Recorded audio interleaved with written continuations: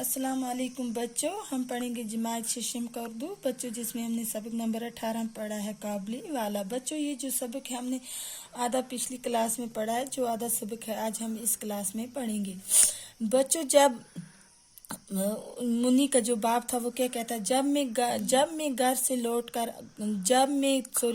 काम से लौटकर घर आया तो मैंने देखा कि इस अठानी की वजह से घर में बड़ा शोर मचा हुआ है।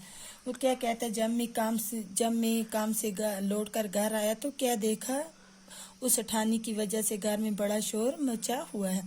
मुन्नी की माँ उससे डांट कर पूछ रही है, जो मुन्नी की माँ थी वो उससे डांट कर पूछ रही है कि तूने इससे अठानी क्यों ली।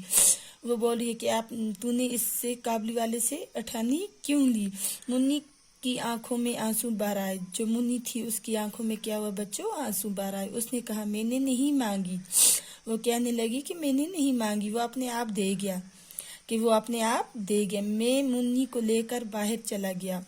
उसने क्या किया, मुन्नी को लेकर वो बाहर चला गया। मालूम हुआ कि ये काबली का दूसरा फेरा नहीं था। वो रोज घर आता था। वो क्या करता था, रोज घर आता था और पिस्ते बादाम देकर इसने मुन्नी से दोस्ती कर ली थी। क्या किया था उसने, पिस्ते बादाम देकर मुन्नी से क्या कर ली थी, दोस्ती कर ली थी। काबली का नाम रहमत था। जो काबली वाला था उसका नाम क्या था बच्चों, रहमत था। रहमत और मुन्नी की उम्र में जमीन व आसमान का फर्क था। रहमत और मुन्नी की उम्र में क्या था बच्चों, जमीन व आसमान का फर्क था। फिर भी दोनों एक दूसरे के दोस्त हो गए। उन दोनों में कुछ बंदी टक्की बातें होती थी।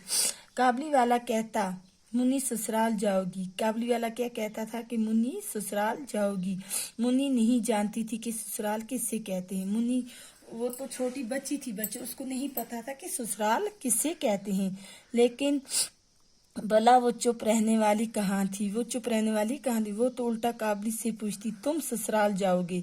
वो क्या कहती थी, पूछती थी काबली वाले से कि तुम ससुराल जाओगे। रहमत गोसा ठान कर कहता कि मैं तो ससुर को मार दूंगा। वो क्या कहता था, मैं तो ससुर को मार दूंगा। ये सुनकर मुन्नी खूब हंसती।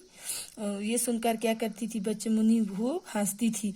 हर साल जाड़े का मौसम खत्म होने लगता बच्चों, जो हर साल जाड़े का मौसम हो गया, सर्दियों का मौसम खत्म होने लगता तो रहमत अपने वतन जाने की तैयारी करता। और घर जाकर अपना रुपया वसूल करता, मगर एक बार मुन्नी से मिलने जरूर आता। वो क्या करता था, और घर जाकर लोगों से जो सामान देता था उनका पैसा वो वसूल करता, मगर एक बार मुन्नी से वो क्या करता था, मुन्नी से मिलने जरूर आता। एक दिन मैं अपने कमरे में बैठा पढ़ रहा था। अचानक गली में बड़ा शोर व गुल सुनाई दिया। क्या हुआ, एक दिन वो जो अचानक अपने कमरे में बैठा पढ़ रहा था, अचानक गली में क्या हुआ, बड़ा शोर व गुल सुनाई दिया। मैंने खड़े होकर देखा कि रहमत को 2 सिपाही बांधे लिए जा रहे थे। उसने क्या देखा कि जो रहमत था उसको 2 सिपाही हो गए पुलिस वाले बांधे लिए जा रहे थे। पीछे से लड़कों और राहगीरों का मजमा चला आ रहा था। रहमत के कुर्ते पर खून के धब्बे थे। जो रहमत था उसके कुर्ते पर बच्चों क्या थे, खून के धब्बे थे। और एक सिपाही के हाथ में खून से भरी छुरी थी। मैं भागा हुआ गया और सिपाहियों को रोककर पूछा, क्या बात है। मालूम हुआ कि पड़ोस में एक चपरासी ने रहमत से एक चादर ली थी और अब वो दाम देने से इनकार करता था।